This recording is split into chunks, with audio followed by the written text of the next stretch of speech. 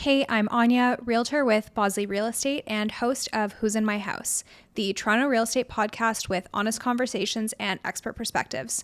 Let's see who's in my house. All right, today we have a very exciting guest, Carl Gomez, the chief economist at CoStar. Thank you for coming. Thank you for having me. I'm very excited about your background, specifically like what you've been doing in economics. Can you give us just a little idea of, what you do now, what you've done previously? Sure. So I've been in the industry, the real estate and economics industry, for about 25 years. Have my formal training as an economist and worked on the investment management side for commercial real estate investment management. Worked at CMHC, worked at the two biggest banks, TD and RBC, as an economist, and then spent many years in real estate investment management on the commercial side. Also did a little bit of development, helping out for development on multifamily rentals and things like that. And then just more recently, I joined CoStar, and we're a vendor of commercial real estate information, largely on the commercial side, but we do a lot of work on the housing side as well, especially in the U.S. because we're a U.S. company. Yes, that's right. What kind of involvement do you have with housing, like in the U.S.? We have a online marketplace, so we do a lot of online marketplaces where buyers and sellers can come together to market their houses. So it's called Right. homes.com, and it allows for Americans to look at the homes, the inventory that are there, and people listing will put that there. So it's a good way of bringing the buyer and the seller together. But as a data company, we get a lot of great data that comes from that as well. So it's basically a great service to the housing market itself, and also helps with the efficiencies of everything as well. Yeah, I guess that's right, because in the U.S. they have like a ton of MLS systems, right? It's not just one centralized. There's a lot of different systems, Okay. and I think the view is, our system, because of the way it's set up with the technology behind it and the framework, and is one of the more efficient ones. So certainly we've seen a lot of growth in that platform, which at some point we were hoping to bring to Canada. But right now we have another online marketplace called apartments.com, because the rental market, if you're renting apartments and you need to list those rentals and somebody's looking, we have a very great platform. And that's been around in the United States for years. And we're thinking of bringing it into we're in Canada now, and definitely trying to grow that. I've heard of both homes.com and apartments.com. I did not know that they were owned by CoStar. That's Yes. pretty cool. Yeah. Okay, so the economy is a hot topic right now in all sorts of areas, but real estate specifically. Last week, the Bank of Canada cut rates again. So I'd love to just get your thoughts on, where do you feel the economy is now? Do you have any sense of where we might be heading in the near future, like say next 6 to 12 months? Anything that people can expect? Well, yeah, I mean, a bit of context, thinking back to where we were in the pandemic, and, a lot of trying to get economic growth getting going again was predicated on boosting the housing market. So, Right. If you think back then, interest rates went nearly to zero. Yeah, And Yep. I bought my house in December 2020 and my rate is 1.9. There you go. Yeah. So I think a lot of folks were in that position. I was in that position. It was a great time. It was a great time to get effectively free money, and the Bank of Canada said, go out and do it. Yeah. And so a lot of folks did it. But along the way, we also saw house prices go up 20, 30%. It was a frenzied time. And that was all predicated on low interest rates. But then, of course, the Bank of Canada, and not just in Canada, but in the rest of the world, central banks started to get worried about inflation. Yeah. And we hadn't seen inflation of about 5, 6, 7, 8% for a Right. very, very long time. And so central banks panicked, and they started raising interest rates up very quickly. And lo and behold, the housing market got caught with, its pants down at that point, because really, at the end of the day, the cheap money was gone. And that slowed the housing market dramatically. And again, going back for context, the housing market's been on a one-way trip upward since about 2002. We've had some big booms like around the end of 2008 into 2009 when rates were zero. But that was really it. It was because rates were so low, the housing market took off. And we also saw a lot of population growth, lots of more people coming to Canada, wanting to own homes, specifically in the GTA. But the world really changed after those interest rate hikes. And so our economy had slowed down. Things were not moving as fast as we'd like it to. A lot of slack opened up. And finally, and inflation actually did come back down too. So that's when the Bank of Canada actually started thinking maybe rates are too high. And they started knocking and chiseling away rates down in the hopes of getting the economy going. It's helped in some respects, but it really hasn't lit a fire under the housing market again. And what I always say is basically the animal spirits that were really driving the housing market, and, that kind of activity has really gone away, because if you think back to that period of time, there was definitely this case of fear of missing out. If I don't buy it today, the prices are going to be higher. And that perpetuated itself for a number of years and just kept pushing things farther. Yeah. But the world changed after those rates came down, but they didn't come down all that much. And so they're still relatively high. You mentioned you had a 1% mortgage. I had a 1% mortgage. Lots of people took out, big mortgage rates. Yeah. But even now after the cuts, those rates aren't as low as that. And so people are facing a refinancing problem. And so what has been fear of missing out has turned into fear of buying at the top. We're waiting for the prices to come down so we can make our payments more affordable. Yeah. And so from a flipped perspective, from like the boots on the ground perspective, exactly what you said. There was that period from, I remember when I was looking for the house in 2020, we were looking, it was, kind of late summer into fall that we were really looking, and there were so many people, because pandemic, completely uncharted territory. Yep. Everyone was like, no, there's no inventory, wait until the spring. And I was like, well, I want to be in a house before Christmas because I want my Christmas tree in a house. I don't want to put a Christmas tree in my tiny condo. Yeah. And it's the pandemic. I have 2 dogs. I can't possibly stay in a condo any longer. So I disregarded what kind of was being said. And it was like this, just wait, things will get better. And then spring came and things got a whole lot worse. Yes. And we started seeing, you say FOMO, like there was the fear of missing out and the fear that if you don't buy today, prices will be higher tomorrow. But that's quite literally what happened. Yeah. I would have clients offering on identical condos, for example, that one week would be 600, the next week would be 610, the next week would be 650.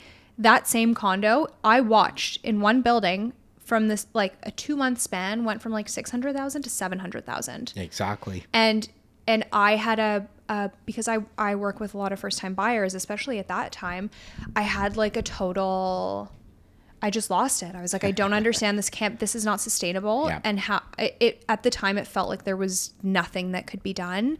And then the Bank of Canada started increasing interest rates, and it took a little bit for things to really halt. Like there was a little bit of slowing, but for the most part. Well, the mindset was still there, right? Yeah, like the mindset was like, okay, well, it's just a quarter point. Like it's fine. To your point, multiple offers were the norm. So you got used to it. And, you talk about downtown Toronto, but this spread out across the GTA because I live in Oakville out in the burbs. Mm-hmm. And one of the things that happened after the pandemic is people were working from home and they wanted more space. And so we had multiple offers in Oakville, lots of Toronto migrants coming out that direction. It was going as far, I would say, anywhere within an hour drive without traffic of Toronto. Like Brantford had multiple offers. It was everywhere within an hour of a core was just going nuts. And I kind of, I know that there's this belief that realtors want prices to be high because they make more money. Sure. But I really was miserable. I was like, this is awful. I'm watching people lose opportunities. Well, it's hard to balance, right? When I say frenzy and you look at the statistics, because I'm a stats guy, but the stats were unprecedented. You had very little available product for the amount of sales volume that was there. So the listings that were on got snapped up within a day. That was the norm. Yeah. And so on the topic of, supply and demand, that's always really been the core, kind of at the core of the conversation of Toronto housing. Mm-hmm. At this point, we still do have limited supply. So what do you think is causing this? Like, do you think supply and demand is still in the conversation with the standstill we're at now? Or do you think it's really mostly just economics? Well, I think first off, when we talk about real estate, we can't just generalize about real estate and slap it on. Yes. Because there are many different parts of the market in, different locations, but also different types of product. And so center ice for where things are adjusting. When we talk about, is there enough supply? Well, right now we have a lot of supply of condos. And the reason why we have a lot of supply of condos is because the demand over the past 10 to 15 years was very strong, not just from end users, but also investors. If you believe prices were going to continue to go up, then it made a lot of sense to extend yourself, buy that condo, maybe rent it out to, to somebody, but maybe in 5 to 10 years, I cash it out for a big incentive. So that powered a lot of developers to develop a lot of condos too. I mean, we've had record level of condo development catering largely to an investor universe. And all of a sudden, when those rates changed, the investors walked away. But the developers still had to offer the product. And so what they were doing was offering product at pricing now that people just couldn't afford. At one time in Toronto, and it's probably going back before your time as a realtor, but the average condo price was somewhere around $500 a square foot. We peaked out at $2,000 a square foot. That's where a new condo is. That's not affordable for anybody, an investor, let alone an end user at today's interest rates. So we have a lot of supply of new condos. And because there's so many new condos, even the existing condos, they're not selling. And that's where prices are coming down. Now, the single family market, to your point, we all know that the single family ground-oriented market, it's a limited amount of supply considering how many people live in Toronto and the GTA. And we've legislated away the ability to build detached homes on the ground. So they are still scarce. But what has changed too is that fear of missing out means that listings are sitting on longer. The multiple offers have been pulled back. And so even there, we're not seeing the massive price growth that we saw before. But they're holding its value better than the condo market. So it's kind of where the evolution has kind of gone. The condo, and going back to what you mentioned about, the Bank of Canada essentially giving, it was practically free money. A lot of investors were speculating that things had gone up for so long. How could it possibly stop? So let's buy up 3-4 condos, or, pre-construction. There was an era where people were forging their pre-approval letters so that they could buy multiple condos in certain certain buildings or projects. They were paying $1,800 a square foot for, they were paying $900,000 for a 1-bedroom condo. It was, I would look at the pre-con price lists and just shake my head. And I continually would advise clients, buy resale. If you only have 5% to put down, get an insured mortgage. It doesn't make sense to pay a $400, $500, $600 square foot premium for something that doesn't exist, and you're going to have to pay tens of thousands of dollars in development charges towards the end. But there was this era of speculation where people were buying pre-construction for the sole intention of assigning it. And I had a client who I sold an assignment for before things got bad, and he made $200,000, maybe more. And that was the norm for a while. But now the norm is to lose 20 to 30% on your pre-con purchase now. Well, see that, and it's interesting, right? Because that was the mentality that drove the market for a good 10 to 15 years, if not even a little bit longer. And I've been involved in different real estate investment groups and stuff. And there was always this view that, if you buy a condo and just watch it appreciate, hey, this is a great investment vehicle. I come from the commercial real estate side where professional real estate investors, price out things, because real estate can be a very profitable place to invest in. But you have to do it right. And most of the return from real estate traditionally comes from the income, the cash flows. And most of those condo investors that you were talking about weren't cash flowing positively. They were bleeding money, but the return came at the end on the kickoff. And in fact, what that was speculation, not investment. And so now the reality is kind of set in that you have to invest for cash flow, not just speculative price increases. But unfortunately, at today's pricing levels and where rents are, it's hard to cash flow, and also where interest rates are. So I call this, to some extent, a reset in the market, which is much needed in some ways to establish a better equilibrium. Of sanity, because it was, there's no other better word to describe it than insanity that was going on. It couldn't have been sustainable. And I agree. I think it is very necessary. It's unfortunate to, for people who got caught in the crossfire, people who weren't speculating and were just buying for themselves, but maybe are now in a situation where they have to sell and are losing out. And it sucks, but it is, I think, for general affordability in the city is necessary. Well, see, and you raise a key point is affordability to me. A lot of times we talk about the, supply crisis in housing, and I kind of kid that we don't have a supply crisis anymore. We have an oversupply problem. Yeah. We have almost 6 to 9 years of excess supply of condos to work through in the market. What has really caused the market to fall back has been the affordability situation. Yeah. We are way outside of where we were from historical norms. But what's the reason for that? The reason for that is because most of what made things affordable was cheap money, and the era of cheap money is gone. Meanwhile, prices have gone up, but incomes haven't. Yeah. And so how do we bridge that gap between prices and incomes? Well, there has to be an adjustment both on the price side, but also on the income side. But the income side takes longer to catch up. So that's why I figure, to the extent that we have the supply and demand crisis and affordability, that prices are the real mechanism that needs to continue adjusting till we get back to a proper equilibrium. Right. And so with that is the burning question of, do you think the post-pandemic housing correction is over, or we still got a ways to go? I'm of the belief that we still have a few more years to go. And the reason why I say that is this is not unprecedented. Toronto actually had, if you have long enough memories, in the early 1990s, we actually had a situation very similar to today. We're coming out of the 80s with strong population growth, immigration, lots of development of condos and investments.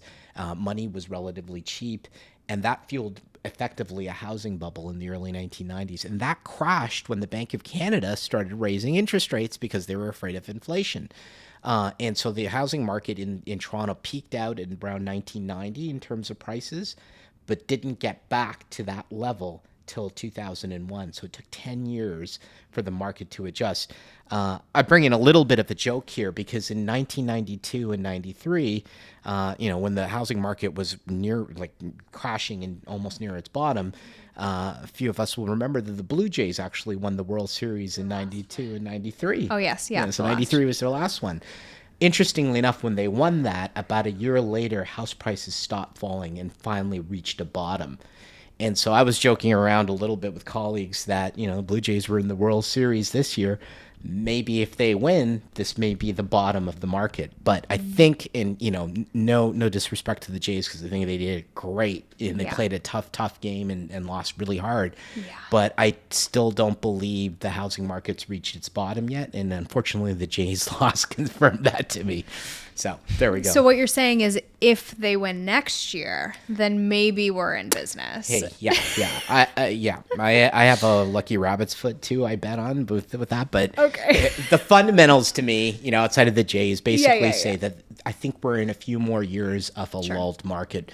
Getting back to 2001 peak prices, I don't see that happening for another 10 years or so. So if you bought at the top and those prices are where they're at, depending on which market you're in, it's going to take a while for you to get back to that level, which is, I think, the issue for a lot of folks right now. Yeah, and I think, obviously condos are at the core of that issue when we're talking about single family homes, and more specifically within the city of Toronto, the actual 416, those will generally hold value better because 100%, they are because they haven't gone down as much. And that was different than the early 1990s, because at that point in time, we were building a lot of single detached housing. Yep. More of our housing back then was single detached housing than it was condo. Yeah.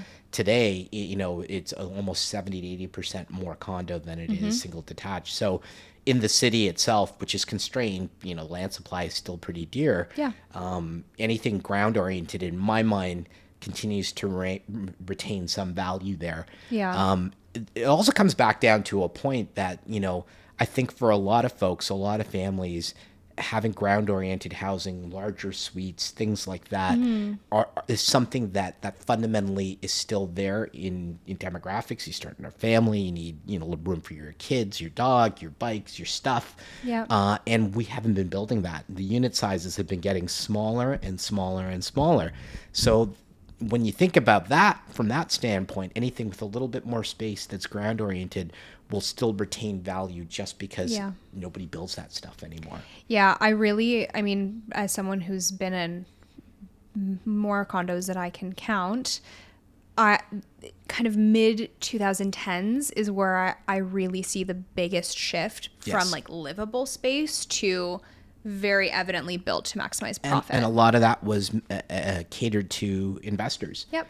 Because the investors, you kind of put a lipstick on it, make it look good with some shiny appliances, some stainless steel, maybe a quartz countertop that just Yes, runs. people really love a quartz countertop. Yeah, but if you source that, there's nothing really magical about that box in the sky outside of a few little bells and whistles. Throw in some amenities, foosball table, party room, something like that. Hey, this is going to appeal to your investor.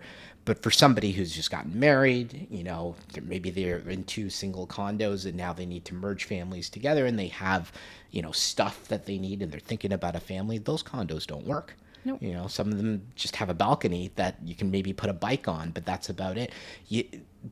There is a missing middle of product in the market. Agreed. that I think our development industry has had a difficulty building for a number of reasons, and we can talk about that. Yeah. But I think that the problem is that there's just this missing middle, and that's where the mismatch between supply and demand really is coming from, and why there is such a big correction happening in the condo market in that particular space that caters to investors. Right.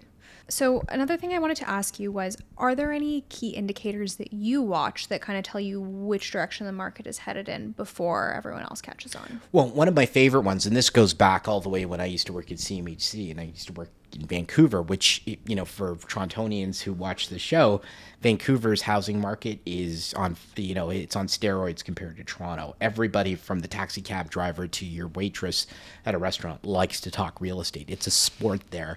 And it's largely because Vancouver is like the resort market of Canada. It's, beautiful place, mountains, water.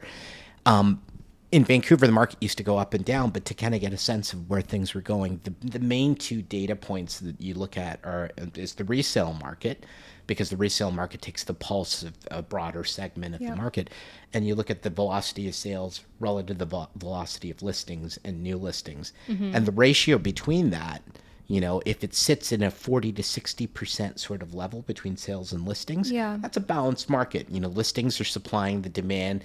And so prices actually correlate very well with that. And price growth, you get, price growth of about 8%, which is pretty good for your house. That's what you should be getting, I think, is something better than inflation. Yeah. So you're getting something like that. When that ratio goes to 70, 80%, because there's far more sales than there are listings, all that says is that that's a seller's market, and price growth can go up 20, 30%. So I like to look at where that ratio is going. Okay. When I look at Toronto right now, we've been about 2 to 3 years in where that ratio is below 50%. Effectively saying that it's a buyer's market. There's far more listings than there are sales. Why are there more listings? Well, it's what you and I have talked about. Some folks can't hold their mortgage anymore. There's lots of excess product on the market. Sales are weak because the economy is weak. Like, one other dimension I haven't talked about, from an economic standpoint, is also what supported a lot of people buying. Well, yeah, you can get a cheap mortgage, but in order to get a mortgage, you need to have a job, right? A lot of people are losing jobs right now. The unemployment rate in Canada is 7.1%. It's closer to 9 to 10% in the GTA. Yeah. Job losses are accruing, and people aren't getting stable jobs. So that's another factor with where things have turned a little bit as well. Yeah. Another question is, so Toronto is a major international city. Is it still behaving like a global city economically, or are we seeing more like local decoupling from international trends? I think Toronto absolutely is a global city. It's Canada's only alpha city, is the way, my company used to invest in global cities around the world. And Toronto has a lot of the characteristics that make it an alpha city. Size is one of them. I mean, 8 million people is nothing to sneeze about. But you have, a confluence of great tenants like banks that congregate in the banking capital of Canada. We have a lot of, great education and stuff like that, great architecture. a cultural vibrance too, whether you're talking about finance, but also movie production and things like that. So we are a global city. Absolutely. We've kind of reached that stage, but we've also had some growing problems that a lot of growing, bigger cities have also, dealt with. And unfortunately, I think in some ways the problems can inhibit us from taking us to that next level. And one of the biggest problems is infrastructure. Anybody who drives around Toronto knows the roads are a mess. It takes a long time to get things done. I drive in from Oakville to Toronto. The Gardiner is under repair, causes congestion. Transit's never working. Those are constraints around making us a truly global city. And I think we need some work to do on infrastructure to get that going. The other major issue is that, outside of the banks, we aren't growing a lot of head offices anymore. When you think about the big tech companies, Google and, Apple and things like that, they're all based out of the United States. We are simply a lot of a branch plant for a lot of these tech companies. What we need to do is actually develop productively more business investment in scaling productive companies that build wealth and real wealth, not fake wealth, but actual real income growth. And unfortunately, Canada's been really lagging in that over the last several years. There was a budget that was out yesterday, and interestingly enough, there was a very big focus on trying to drive productivity again in Canada. But as the budgets, they tried to pitch it as being transformational. And, we've taken some steps towards that, but the transformation of getting productive growth again is not going to happen in the span of months or years. It could take decades. It's going to take a while for us to be able to build that. But I think that's what's necessary to keep Toronto and other major cities in Canada on the right path to being truly global and a functional world city that can compete, with the other major cities across the world. Yeah. The infrastructure is a real issue. Someone who spends a lot of time in the car. Well, that really comes down to a big part of real estate value. For us as developers, when I come from the commercial real estate side, a big part of the value of where we want to develop is on transit nodes. So transit-oriented development, because getting around in the city is very tough. So transit becomes important as a driver of value. Things that are not on transit are tougher to create value off of. And so that's where, I think transit is a very important part. Getting people moving and allowing the mobility of people to move is such an important part of the underlying value that's real estate. Now, technology can change a lot of that, so, when you think about work from home and stuff like that, the importance of, being by a transit location doesn't matter for an office building as much anymore. So there are technological changes that reduce the value of real estate from that perspective. But ultimately, to be a major city, to have live events, to go see the Blue Jays, to go see a concert, you need all that to function to continue to be a 24/7 major city. So I think long run, that is a very important recipe in keeping value in the city. Yeah, well, I think even the TTC or the city put out a statement the day of Game 7 saying, well, we know the game's going late, but we're not staying open, so figure it out. And which is crazy. So I guess people had to leave the game early if they were relying on transit. Uber is just the prices surge like crazy. So I usually just, or you go to hotels and so the hotel rates are $1,000 a night. That this is supply and demand at work right now. So. Yeah. I usually just park a couple blocks away. Sure. And I can't be bothered to. Well, I think a lot of people are like that. So the roadways get really congested. Like if you've been trapped in Toronto and when there's a game, and I park very close to Scotiabank Arena, and on game night it's nearly impossible to drive. Yeah, it's crazy. Yeah, you get stuck. So I know we talked about the missing middle a little bit. I'd love to elaborate. So I want to get a sense of or talk about why building more homes isn't as simple as it may sound. Well, it's a great question because the cost to build a home is obviously it takes capital. And there's a cost to capital, which is interest rates. So we skirted along with very low interest rates, which makes the cost of building not as tough for a developer. But there are other inputs like the hard and soft costs. So you think about the steel, the wood. Yeah. What happened after the pandemic? Well, those costs skyrocketed. So that became very expensive on paper. We also have some labor shortages in the country. We used to bring in skilled labor in the 70s and 80s, which helped develop a lot of Toronto. But we don't have a lot of skilled labor. So there was always supply, labor shortages and things like that, that always kind of kicked around. But I would say the biggest stumbling block right now in my conversations with developers is the cost to build and the development cost charges instituted by various levels of government. That can take up a good percentage chunk of the cost of building a home. And here's something that's been interesting. We talked about the budget, but municipalities have been cash strapped, so the taxes go up, things, whatever. The great thing for a lot of municipalities is in the last 10 to 15 years, because real estate prices were just going up, those development cost charges were continuing to go up because it was a cash cow.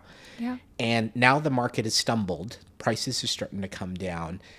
We even have actually the cost of land, which was very expensive. Depending on who you talk to, there's no value in land right now because nobody wants to develop. Yeah. So all these costs are coming down, but the one cost that isn't is development cost charges. And so when you factor that into the situation, there is the biggest stumbling block is, the fees and the costs that municipalities put onto developers to build housing. How do we fix that? Well, it's not an easy fix because a lot of municipalities and governments are cash strapped. So they are looking at avenues to continue to bring in money to build the infrastructure to do all this other stuff. But I always say right now, real estate should not be the linchpin to tack your saddle onto. Yeah. That's going to break the back of affordability, which is where we're at today. Well, yeah, it's happened. Yeah. So hopefully we can, those costs can be brought down to a level that is not going to break the back of private developers who need to make some sort of profit to drive, that kind of return. But it's why I say there needs to be a reset in the market, and market fundamentals are resetting, but the costs that are imposed by various levels of government haven't. And, even looking at the budget yesterday, there was only a few little chestnuts here or there for the housing sector. I don't think it's as big an important issue for the federal government to be dealing with right now when we have trade wars and tariffs and stuff than it can be. But I think that's a very important policy issue that needs to be addressed is how can we make building housing more affordable? Yeah. And one of my questions was also like, is there one lever you think City Hall, like Toronto, could pull that would make a tangible difference in the cost of building housing? Well, I think that's exactly it. Is the development cost charges right off the bat should be, I think, reflect where the market is, and it's not yet. So I think that's a big part of it. We had the provincial government say, knock off the GST for first-time home buyers on homes under $1 million. The problem is there's not a lot of homes under $1 million.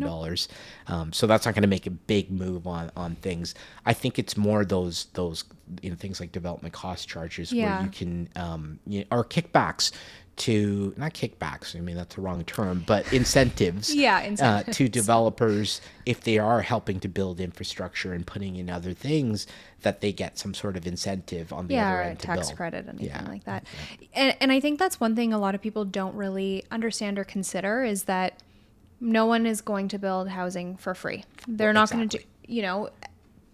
We live in everyone wants to make money off of what they're doing. That is the reality, and while we can talk about profit margins, there needs to be some sort of profit. So if a developer is not going to make money, they're not going to build. And then that is now really causing kind of a stall because the prices that they need to charge to make any sort of profit are far higher than anyone is willing to pay.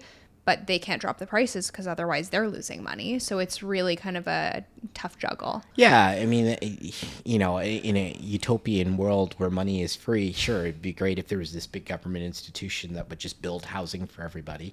But that doesn't necessarily happen in practicality. The government doesn't have unlimited resources, or money. They have the expertise to, quite frankly, be able to build as efficiently as a private developer would. So much of the onus comes on housing development that comes from the private sector. to me, the role of the government is to help facilitate an environment where they can do that efficiently. And unfortunately, government has been the stumbling block towards that, as opposed to the supporter of allowing the free market to develop the right sort of product.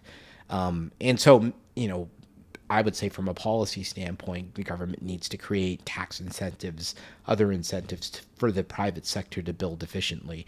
I don't believe the government, through any program or agency, is going to be able to deliver affordable, good, solid housing to people by flipping a switch. Yeah. So Well, yeah, that was my next question is like what, I mean, obviously a big part of the federal government's platform has been the Build Canada Homes and to be able to provide federally provided housing. Yeah.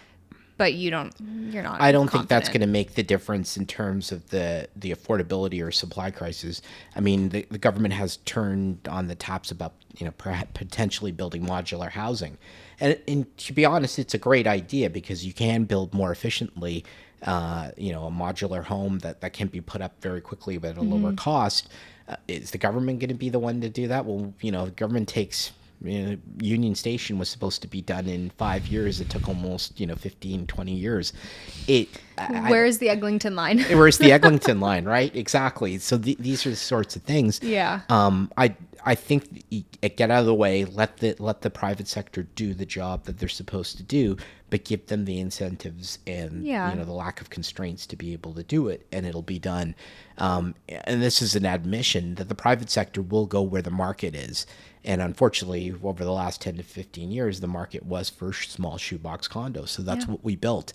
And so, it's a bit of a misnomer right now that there's not a lot of supply of housing. We keep saying there's a housing supply crisis. No, there's a housing oversupply.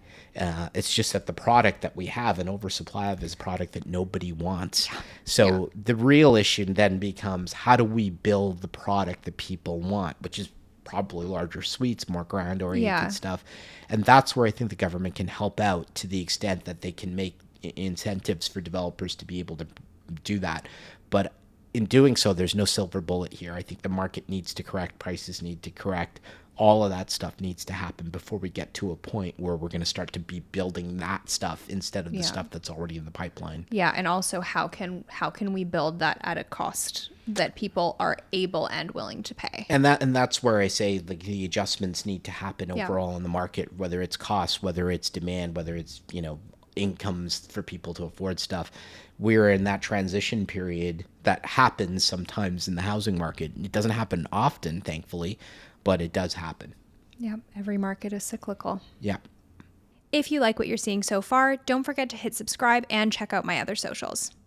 So obviously now there are developers sitting on land that they bought when money was cheap and when people were tossing up condos just because. What do you think people understand, or are there any kind of misconceptions or misunderstandings around that? Well, there some developers who've held land for a long period of time, so their cost on that land basis was a lot lower than a developer who maybe acquired the land at the top of the cycle. So again, the costs are reflective of where you were in the market. And for many of those developers who've acquired that land more recently when the prices have been up, now it's uneconomic. They can't build affordably. The condo market's not moving. And so they're sitting on land that's effectively worthless. And land still needs to be, you have to pay for your taxes and keep that service, however the land is acquired. So what we've developed now is basically a recession in land prices, where land prices, there's effectively no bid for land because nobody knows what to do with it.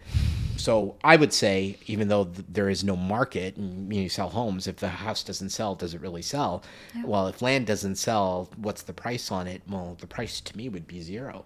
And I think that's where you kind of are. So there's opportunities now for other developers who are well capitalized maybe to buy that land, to buy that opportunity and hold it at today's discount. Today's discount, if they can get their hands on it. What you said too about the housing supply shortage, I think perhaps the wording needs to be shifted to a house supply shortage because, obviously we've talked about this already, but there are supply constraints on single family homes, and that is really where the supply and demand issue exists. But with condos, there are just so many. And another thing or big issue that we're seeing in the market that is contributing to this standstill is that a lot of sellers are stuck on prices that they are never going to see. And I'm consistently dealing with this, where I'm having conversations with listing agents on behalf of my buyers saying, okay, well, this is where the comparables are.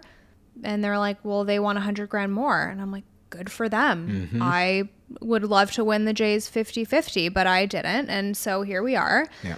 And it's frustrating because they're now holding on to there are sellers who are kind of like hoarding the supply because they won't. They're not willing to budge. They're not willing to budge and really come to terms with market reality. Well, and you raise an interesting point, because I think people are still hoping to get out with their shirt still on rather than unload it. But the reality is, if the market isn't there on the demand side, then nothing's going to sell. Everything's, the old adage, as a realtor, everything sells for the right price. So the problem is right now that price is not the right price. Moving. The sellers don't like that price, so it's not moving. You have a place in Vancouver, actually, on that note, and when I say Vancouver is an interesting catch case, the same thing was going on in Vancouver, where they were building lots of condos, but the market is in standstill. In one market, in a condo in Vancouver, the developer couldn't sell out his units, so he lowered the price 25%, and all the units sold. So that just tells you at the right price things move, but there has to be a come to Jesus moment where you realize, okay, this is not the price that is going to move the market. Yeah, and that's, part of my job is having that difficult conversation with sellers, and I'm having a lot of people reaching out to me who purchased around the peak, and we have to go into it very realistic, knowing that, back then you see a comp, you add 5%. Now we see a comp, we have to subtract 5%. We can't chase the market down. We need to be proactive if you really want to sell. And if you just want to put it on the market to test it and see if you'll get the price that you want to get, it's not worth it. It's not worth your time or stress or energy. There's a really interesting to that point, and you raise a good point about whether sellers really can move or want to move their price.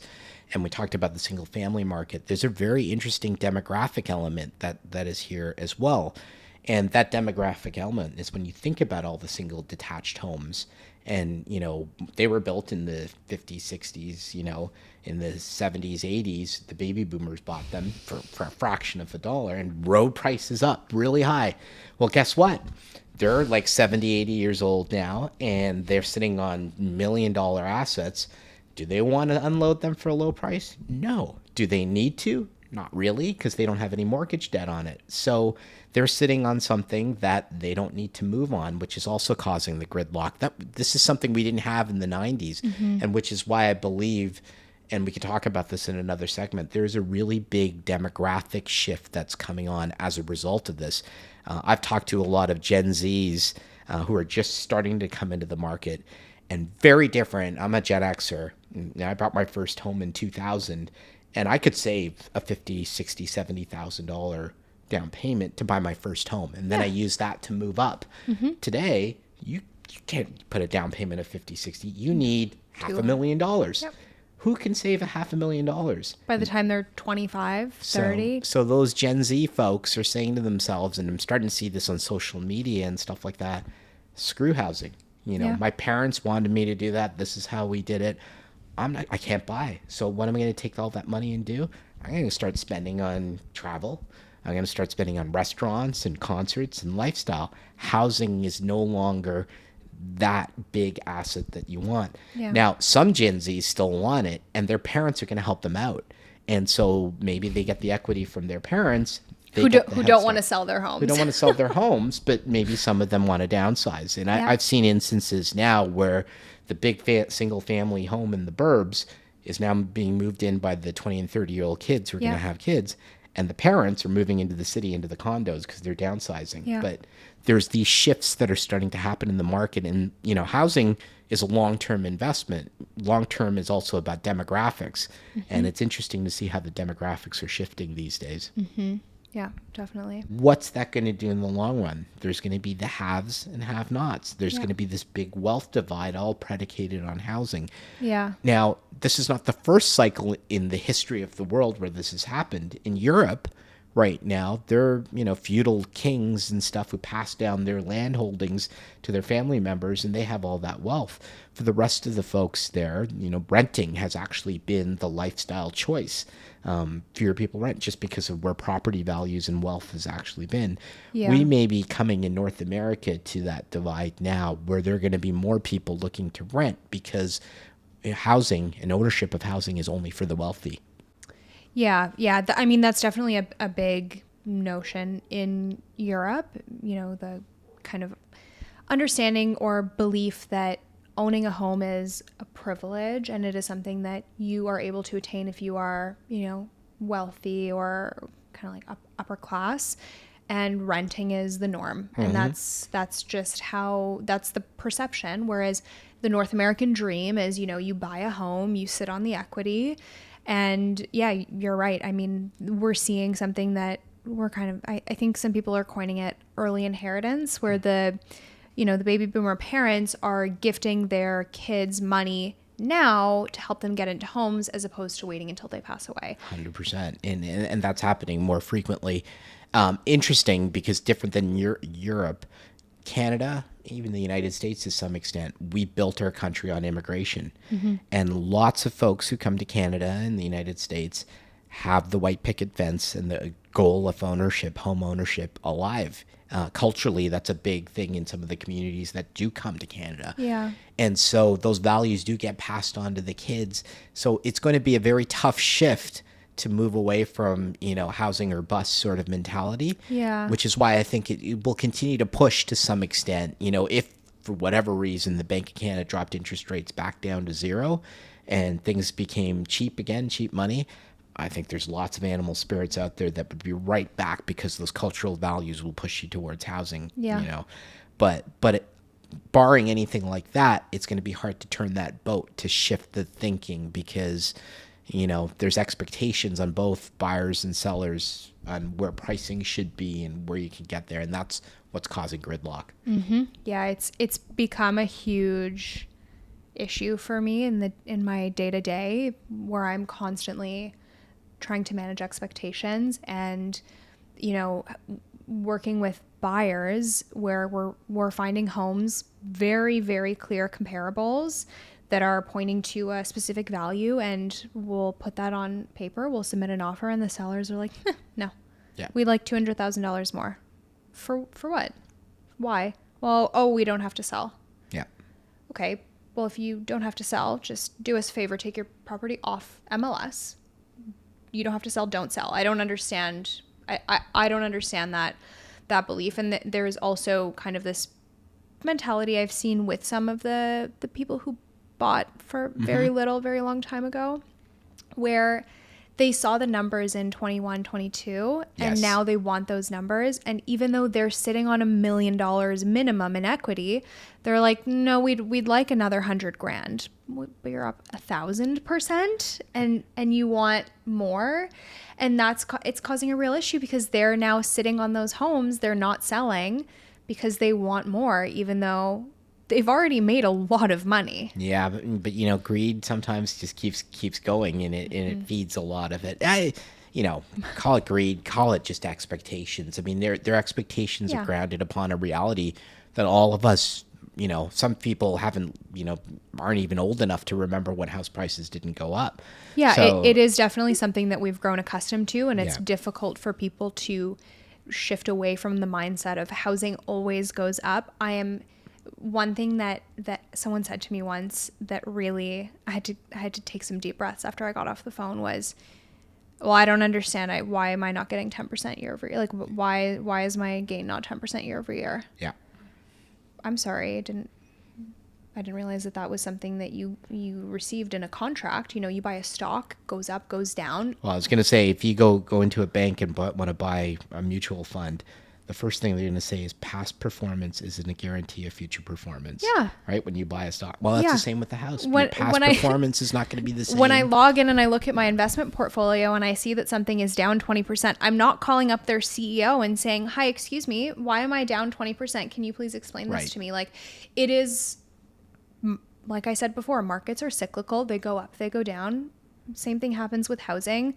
No one, if you are someone who bought and your agent or someone else promised you a gain, a specific gain, I'm sorry, that sucks. Yeah. But there's no promise. I can't, and I tell this to clients all the time, like, people will ask about future value, and I say, listen, if we follow X market indicators, you could expect that you'll receive some sort of gain, Right. but especially in the short term, there's no promise. Housing is a long-term play. It It is is. not a flipping game, and while that worked for a while, it was never going to be the thing that worked forever. 100%. And you know, on that point too, I also think of it from an economist standpoint. Housing is also a place to live. Thank you. It is a lifestyle. It is, you know, a functional sort of utility that you're deriving. Yeah. So what can you afford? And I think that if you approach housing from that perspective, is this is a place to live, it's what I need to afford, and you get away from it as like, this is my number one investment that I'm going to pit all my future wealth off of, Yeah.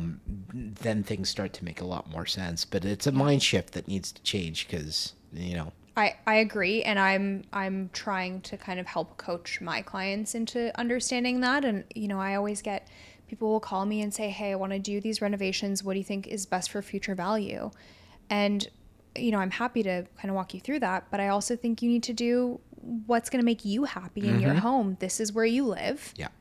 You need to love it. You need to be happy. And if you do a renovation that maybe someone isn't going to like when you sell it, undo it later, or don't, like, you know what I mean? This is above all else, put money aside. People need housing. Housing, shelter is a necessity, and it is a place to live. If you're going to spend millions of dollars, you should love where you live, and you shouldn't be sitting there wondering, focusing every single day, have I made money?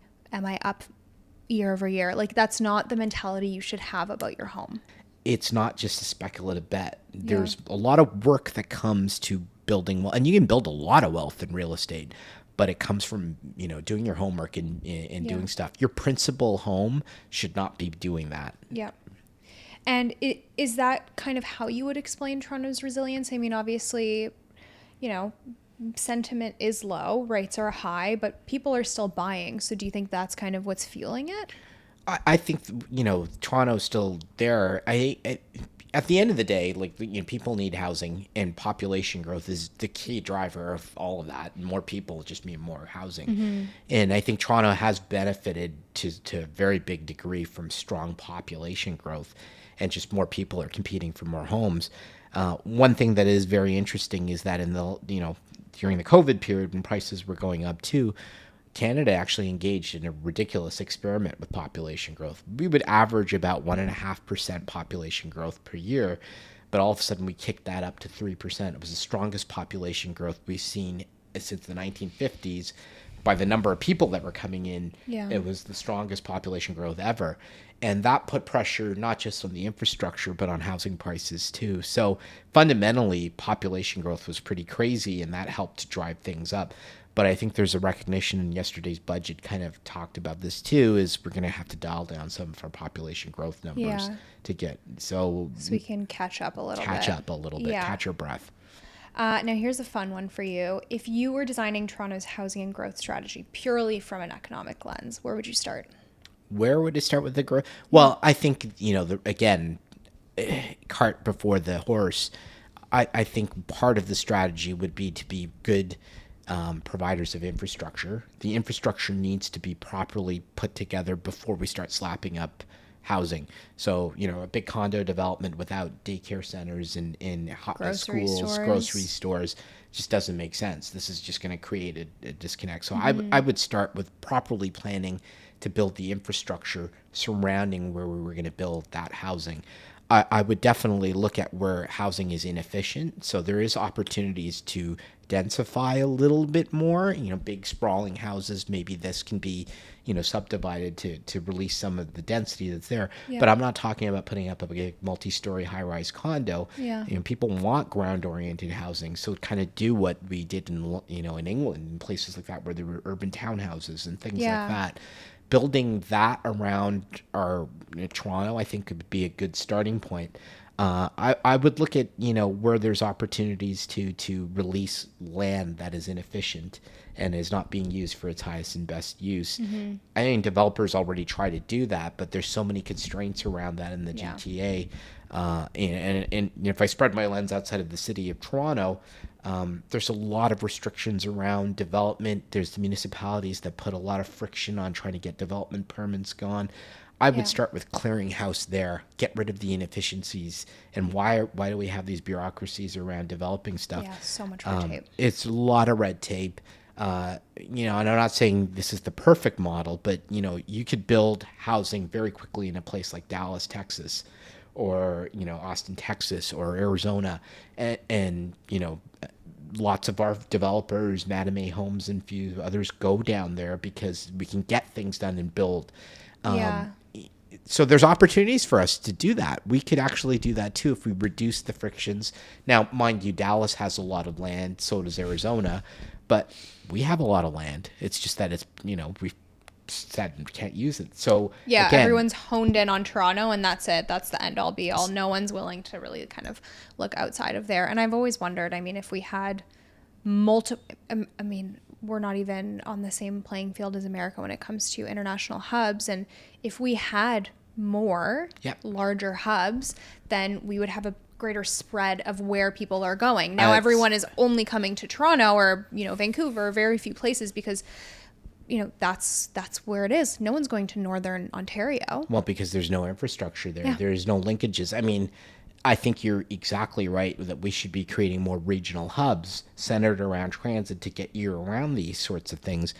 That's just not coming. It's slow to come. I think there's some recognition by the urban planning department departments that we need this, but it has been fragmented and not Yeah. coordinated as well.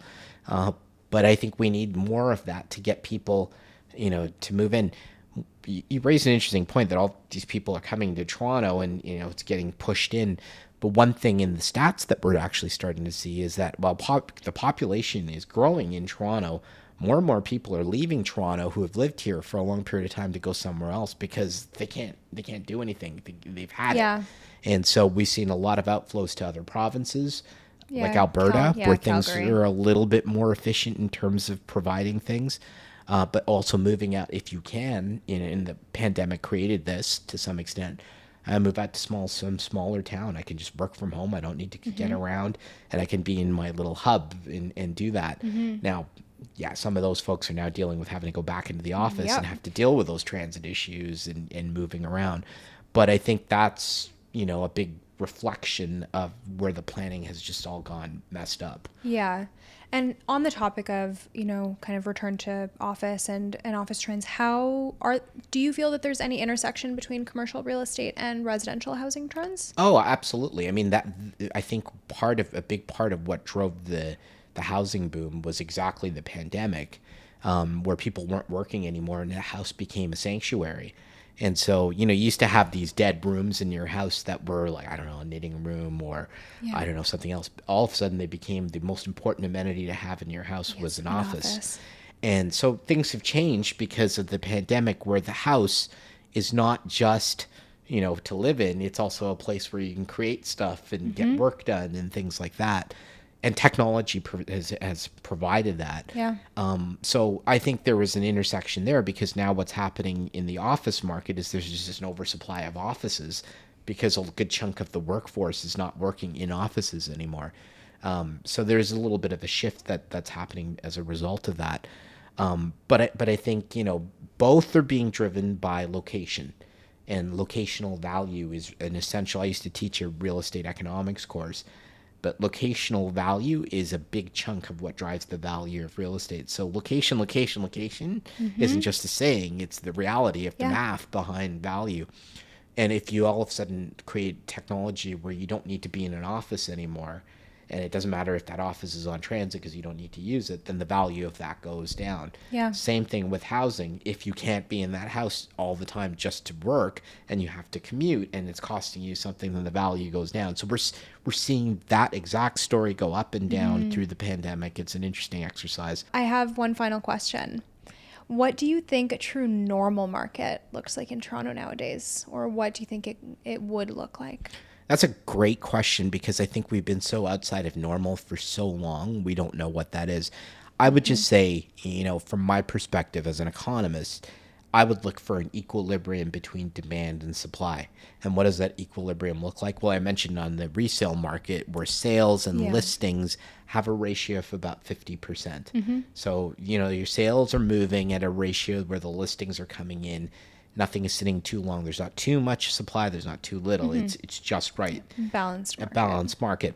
And a balanced market historically has been where price growth is, again, depending on which market you're in, somewhere around 5%. Yeah. It's, when you go into your mutual fund advisor, they'll say historically stocks are going to give you 5, 6, 7%. Historically, real estate has always given you 5%. Yeah. You may get a little bit more value, and it might not be monetary value. It might be a great place to live. You have all this sort of stuff.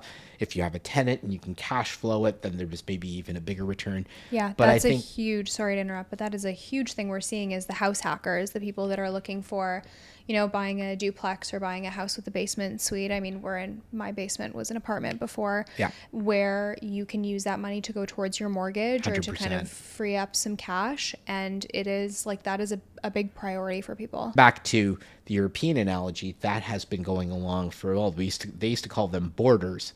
And every house in England or, in somewhere in Italy would have a border. But the point of that border is not just to be benevolent and have somebody live there. It's also for the cash flow that you needed to own that home. And so I think that's a huge part of the market in the future where things are going to happen is you have a lot more of that.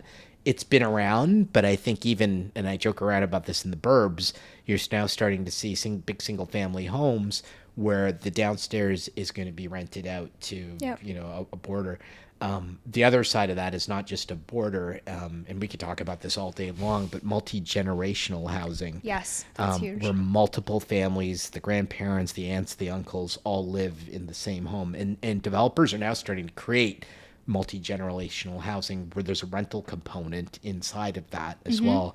And I think that's where the future is going to go. So where's the appreciation in housing? Yeah, 5% I think is reasonable. Of course, when there's scarcity involved and you can't replicate something both by location and the type of housing it should get something more. But that's just supply and demand. Yeah, that's just the name of economics, I guess. Exactly, yeah. Okay, do you have any parting words? I'm a big believer in real estate as a way to wealth, but I'm also a big believer that it has a functional utility. And I think somewhere along the lines, we kind of got the two crossed over. Yeah. And so at some point, I think we just have to get there. And I think we're at the starting points of this. And to use a baseball analogy, it's early innings, but anything can happen. Yes, as we've learned over the last couple of weeks of this World Series. Exactly. Okay. Well, thank you so much for coming. I really appreciated all of your insights. This was great. Great. Thank you very much.